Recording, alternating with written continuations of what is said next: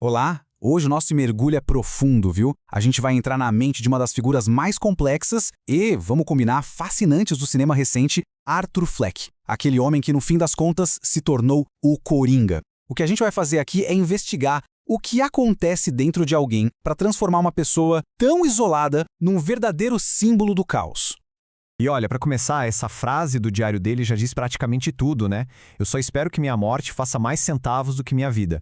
Isso aqui é a essência do Arthur. É o puro suco de uma visão de mundo completamente melancólica e, ao mesmo tempo, uma busca desesperada por qualquer valor, mesmo que esse valor só possa ser encontrado na própria destruição. Então a grande questão que vai guiar a gente aqui é essa. Como é que um cara que, no fundo, só queria se conectar com os outros, vira esse ícone do caos? E olha, a resposta não é tão simples quanto ele era bom e ficou mal. Não, é muito mais complexo. É uma verdadeira investigação de todas as forças psicológicas, biológicas e até sociais que se chocaram para dar origem ao Coringa. Esse aqui é o nosso mapa, o nosso roteiro para essa análise. A gente começa com o projeto da mente dele, passa pelo núcleo melancólico e a máscara sanguínea, vê a guerra que rolava lá dentro, o cérebro danificado que botou lenha na fogueira e, por fim, o nascimento do Coringa. Bora lá? Ok, para a gente conseguir entender o Arthur de verdade, primeiro a gente precisa pegar um conceito-chave da psicologia. É uma distinção que, sério, é a chave mestra para decifrar todo o comportamento dele. E o ponto é exatamente este. Temperamento e personalidade não são a mesma coisa. Pensa assim, o temperamento são as nossas configurações de fábrica, sabe? A parte biológica, que não muda. Já a personalidade é tipo o software que a gente vai instalando ao longo da vida. E por que isso é crucial no caso do Arthur? Porque quando a personalidade dele se estilhaça, o que sobra é o temperamento puro. É ele que vai ditar o formato exato da loucura. É a base, a rocha onde toda a patologia foi construída. Então vamos lá, vamos direto para o motor principal da mente do Arthur. O temperamento dominante dele, aquilo que realmente molda todo o universo que existe dentro dele. O núcleo do Arthur, a base dele é o que chamamos de melancólico. E atenção, isso não é só sobre ser triste, tá? É muito mais profundo. Significa que o sistema nervoso dele é como se fosse super sensível, com pouca serotonina, o que gera uma aversão gigante ao dano. A metáfora aqui é a Terra. Ele retém tudo. Cada dor, cada ofensa, cada humilhação, nada passa. Fica tudo gravado a ferro e fogo na mente dele. E olha só como isso aparece no filme, na prática. Aquela escrita compulsiva no diário, sabe? A postura toda curvada, encolhida, a tentativa de seguir as regras, de ir na assistente social.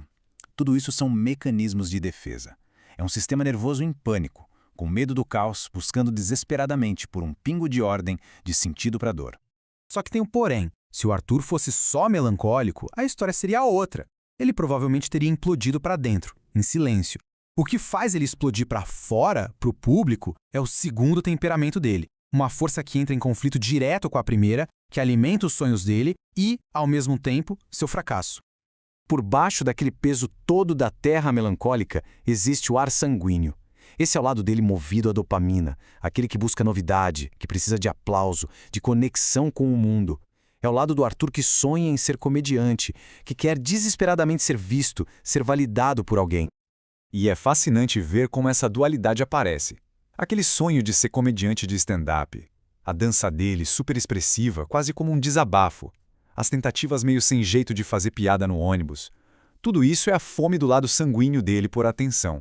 Ele não quer só sentir a dor do melancólico. Ele sente a necessidade de performar essa dor para o mundo ver. Então, o que a gente tem aqui? 2 temperamentos que são água e óleo. Um quer se esconder do mundo, o outro precisa desesperadamente de um palco.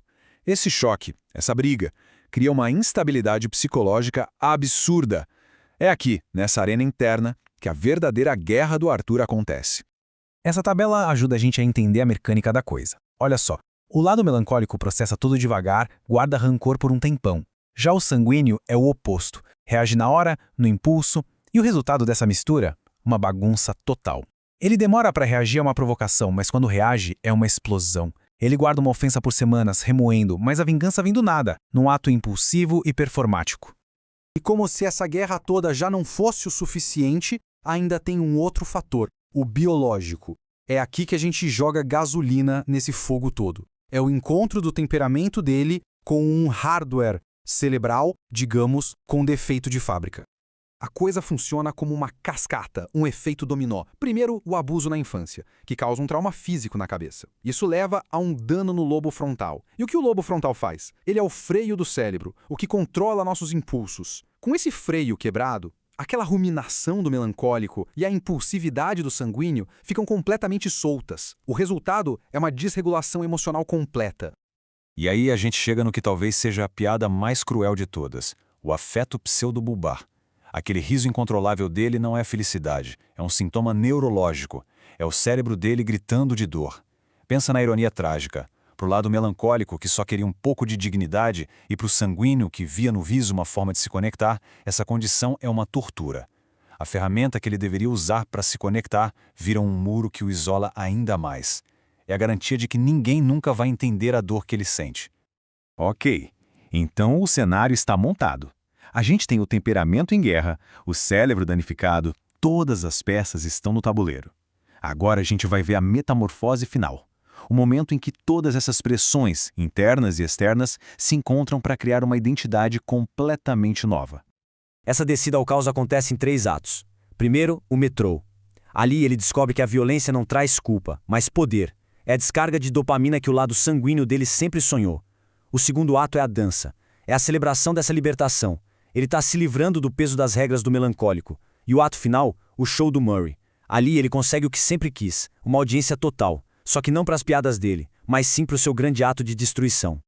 E aqui está a síntese de tudo. O Coringa não é a vitória de um lado sobre o outro. Não é o sanguíneo ganhando do melancólico. É a fusão. Uma fusão monstruosa dos dois. Ele pega as ferramentas do sanguíneo, a performance, a maquiagem, o espetáculo, e usa tudo isso para quê? Para mostrar para o mundo inteiro a dor infinita e o niilismo do melancólico. O palhaço triste não é mais uma piada, é a identidade final dele. E tudo isso nos leva a uma última pergunta, uma que vai muito além do filme. A história do Arthur, claro, é um caso extremo, mas ela nos força a pensar. Quando a dor de uma pessoa é sistematicamente ignorada, quando a busca dela por conexão só encontra ridículo e crueldade, será que a sociedade não acaba se tornando coautora do monstro que surge depois? Fica aí a reflexão.